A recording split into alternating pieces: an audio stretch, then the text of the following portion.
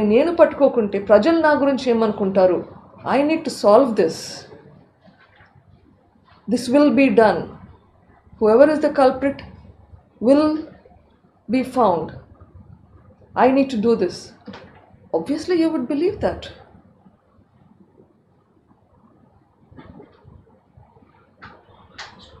మోసం వంచన అట్లా ఆలోచన రాదు మనకి.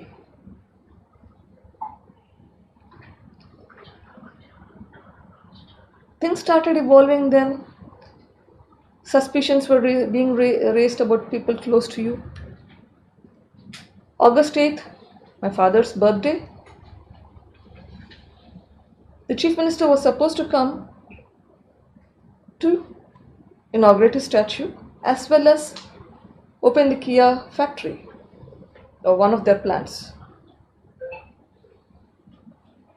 Surprisingly, he chooses not to come for very unclear reasons. For absolutely no reasons, he was actually in town that day, in Vijayawada that day. Cancels coming not just to this, to Vivekananda Reddy's statue inauguration, but also cancels the Kia program, which is essential for the state. You put states' priorities at bay just because of your personal animosities. That's not what a chief minister should do. That's not what we are here for. Chief minister ki బాధ్యతలు ఉంటాయి. నీకు పర్సనల్గా ఏదైనా problem ఉంటే పర్సనల్గా ఉండొచ్చు. అట్లా అని చెప్పి కమిట్ అయిన ప్రోగ్రామ్స్కి ఇంటర్నేషనల్ కంపెనీస్ పెట్టాల్సిన ప్రోగ్రామ్స్ కూడా అటెండ్ అవ్వకుండా పోవడం because it's associated with something else. That's not to be done.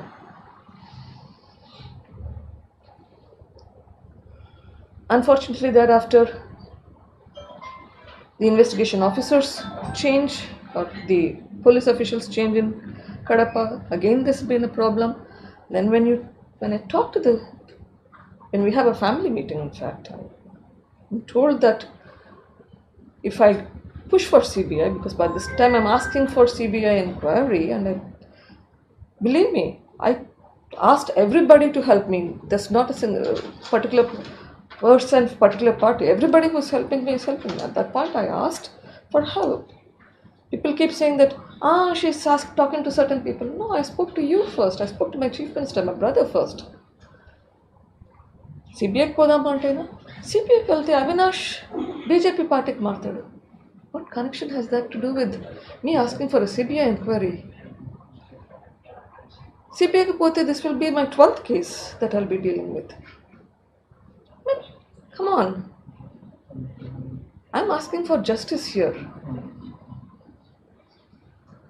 And then you start putting the blame on my husband at the same occasion. Uncalled for. Even at that point I told him, okay, if there's a doubt, please investigate. I have no issues. Investigate me, investigate my husband, no problem. Nothing happened. Either we are investigated, neither they are investigated. Come on, you need a justice. Whoever has done, even if I have done it, you should punish me. Nothing is done. Repeated meetings over the couple of months that I had with family members trying to persuade Y.V. Subba Reddy, Y.S.N.L. Reddy, Sajjal Ramakrishna Reddy. The number of times we tried to negotiate, convince them. Nothing happens. Finally, I had to file a petition for a transfer of the case to CBI. Political side తీసుకున్నాక ఎన్నికలకు 40-50 రోజుల ముందు ఆమె బయటకు వచ్చి ఒక stand తీసుకొని CBI కోర్టుల మీద అన్నిటి మీద ఇచ్చేస్తూ ఈరోజు ఎన్నికల్లో కూడా పోటీ చేయాలంటే చేయడం మంచిదే కదా. జనం డిసైడ్ చేస్తారు. ఆమె కూడా ప్రజా కోర్టులో అనేది కరెక్ట్, మంచిదే. కానీ నాకు తెలిసి ఎవరు ఓ హత్య గురించో జగన్మోహన్ రెడ్డి గారు కూడా తన మీద పెట్టే తప్పుడు కేసులే చూసి నాకు ఓటు వేయండి, వాళ్ళు తప్పుడు కేసులు పెట్టారని పోలే. ప్రజల ఇష్యూస్ మీద పోయాడు. చంద్రబాబు నాయుడుకి అదే అప్లై అవుతుంది. నన్ను అరెస్ట్ చేశారని ఏడ్చుకుంటా పోయి అందువల్ల నన్ను ఎన్నికల్లో గెలిపించండి, అరెస్ట్ చేసిన వాళ్ళంతా మమ్మల్ని తగిన వాళ్ళంతా దొంగలు, మా వాళ్ళని ఎవరిని అరెస్ట్ చేయకూడదు, ఈరోజు నిన్న పచ్చిపట్టుకున్నారు ఒక కొడుకుని చేస్తే కూడా అదే స్టాండ్ తీసుకుంటున్నారు. అంటే ఏ చట్టము ఎలాంటివి మాకు అప్లై కాకూడదు అనుకునే బాబతు వాటి ఆధారంగా ప్రజలు నిర్ణయం తీసుకొని వాళ్ళకు ఓటు వేయాలి, జగన్మోహన్ రెడ్డి గారికి వ్యతిరేకంగా వేయాలని ఆగింత మాటలు ఏవైతే మాట్లాడుతున్నారో ఇలాంటి వాళ్ళంతా ఈరోజు ఈమెతో సహా, దానికి ప్రజలకు సంబంధం ఏముంది? చట్టాలు ఉన్నాయి, కోర్టులు ఉన్నాయి, తెలుసుకోవాల్సింది. జగన్మోహన్ రెడ్డి గారు ఏ రోజు ఇట్లాంటి మాటలు మాట్లాడలేదు. ఆయన ప్రజలకు ఏం చేస్తారని చెప్పారు, దాని ప్రకారమే ప్రజలు లేక వెళ్ళారు. చంద్రబాబు నాయుడు కూడా అలాగే వెళ్ళాలి, లేదా వివేకానంద రెడ్డి కుమార్తె సునీత గారు పోయినా అలాగే పోవాలి, ఇంకొకరు పోయినా అలాగే పోవాలి. ప్రజలు కోరుకునేది అది. కానీ నాకు అన్యాయం జరిగిందని తప్పుడు ఆరోపణ చేసి అందువల్ల మీరందరూ ఆయన శిక్షించండి, లేకపోతే మీరంతా కూడా ఇదని చెప్పి ప్రజలను నిందించడం, అసలు అది ఎంతటి అలుసు ఉందో వీళ్ళకి నాకు అర్థం కావట్లేదు. కానీ ప్రజలన్నా వాళ్ళ నిర్ణయం అన్నా కూడా, లేదా డెమోక్రసీ అనే ఎలక్షన్లన్నా వాళ్ళకు జరిగిన తప్పు ఏదైనా ఇది జరిగితే ఆ జరిగిన దాంట్లో కూడా అనుమానాలు ఉన్నాయి. ఎవరెవరు రోలు ఉన్నాయంటే వాళ్ళ కుటుంబ సభ్యుల రోలు కూడా ఉందేమో అని అనుమానం ఉంది అందరికీ. వాటిలోనే మొత్తం ఆ నెరేటివ్ కానీ, లేదా సిబిఐ ఇన్వెస్టిగేషన్లో ఏమంటారు వాంగ్మూలాలన్నీ లోతుగా పోయి చూస్తే అన్నింటిలో అది కనపడుతుంది.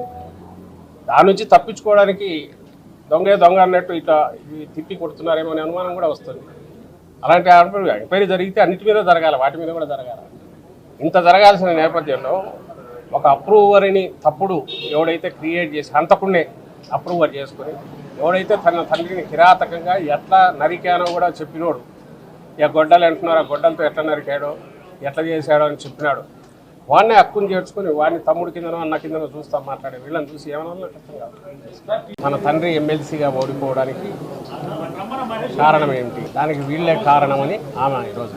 ఆ రోజు 2017లో ఎమ్మెల్సీ ఎలక్షన్ జరిగినప్పుడు దాదాపు 160 పైగా ఓట్లు ఎక్కువ వైఎస్ఆర్సీపీకి ఉన్నాయి. అంటే సాలిడ్గా కడప జిల్లా స్థానిక సంస్థల కోటా కింద వైఎస్ వివేకానంద రెడ్డి గారు థంపింగ్ మెజారిటీతో గెలవడానికి కావాల్సినంత మెజారిటీ ఓట్లు పార్టీకి ఉన్నాయి.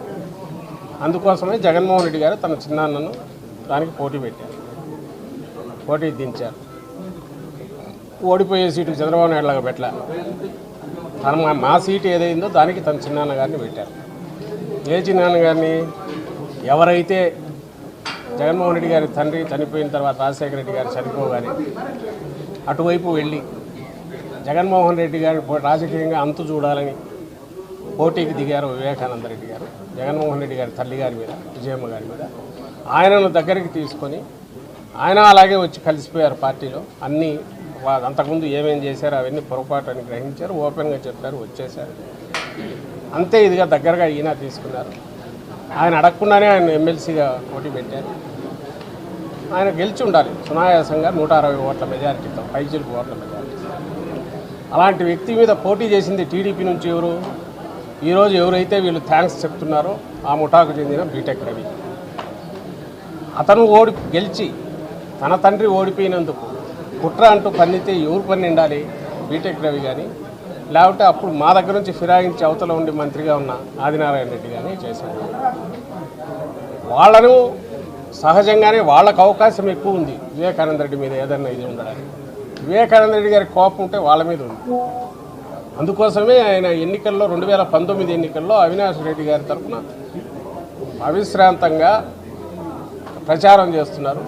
ఓ పార్టీ సీనియర్ నాయకుడు ఎట్టున్నాడో అది చేస్తున్నారు. అలాంటి వ్యక్తి మీద ఎవరైతే హత్య కారణమై ఉండడానికి అవకాశం ఉందో బీటెక్ రవి కానీ, ఆ పార్టీకి చెందిన ఎవరైతే ఓడించిన చంద్రబాబు కానీ వాళ్ళకు అవకాశం ఉందో, వాళ్ళు కాదు ఇంట్లో వాళ్ళే అని ఈమె సంవత్సరం తర్వాతనో ఎప్పుడో ప్లేట్ ఫిరాయించి వాళ్ళతోనే జట్టు కట్టి ఇన్నాళ్ళుగా యుద్ధం చేస్తూ ఈరోజు వాళ్ళకు థ్యాంక్స్ చెప్తూ ఓటు వేయద్దని ఒక పొలిటికల్ నినాదం కూడా తీసుకోవడంలోనే ముందు నుంచి ఎలాగ కుట్రపూరితంగా జరుగుతూ వచ్చిందో అక్కడే అర్థమవుతుంది. రెండవది, కేసు ఆ రోజు మర్డర్ జరిగింది మార్చి 15 అనుకుంటా, నాకు గుర్తుంది. తరువాత మే 30 వరకు కూడా ఆ ప్రభుత్వమే ఉంది. ఆమె మాటల్లోనే ఉంది హత్య కేసు జనరల్గా వారం రోజుల్లో తేలిపోతుంది. మరి ఎందుకు తేల్చాలి చంద్రబాబు నాయుడు? ఈమె మిత్రుడే కదా, ఎవరికైతే థ్యాంక్స్ చెప్తుందో ఆయనే కదా ఆ రోజు అధికారంలో ఉన్నది. ఆ రోజు అధికారంలో ఉన్న చంద్రబాబు నాయుడు ప్రభుత్వం తర్వాత ఏప్రిల్ మే అంటే దాదాపు 2-2.5 నెలలు ఆ ప్రభుత్వమే ఉన్నప్పుడు ఆలోగా ఇన్వెస్టిగేషన్ పూర్తి చేసి ఎందుకు కేసును ఒక లాజికల్ ఎందుకు పుష్ చేయలేదు, కన్క్లూడ్ చేయలేకపోయింది? దానికి ఆన్సర్ ఇవ్వాల్సింది చంద్రబాబు నాయుడు, అడగాల్సింది ఆమె. తలా తోక లేకుండా తల చెడిపోయి ఏం మాట్లాడుతున్నామో తెలియకుండా మాట్లాడుతున్నదైతే కాదు.